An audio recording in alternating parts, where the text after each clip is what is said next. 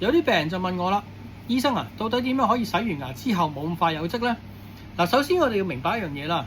珐琅質嘅表面上面咧就並唔係乜都冇嘅，其實佢有一層薄薄嘅蛋白質，而呢一層嘅蛋白質咧係嚟自於我哋口水入邊嘅分泌物。呢啲口水嘅分泌物咧係不停咁黐上去個牙齒表面嘅。當你食嘢有漬嘅時候，通常都會黐咗喺呢層蛋白質上面。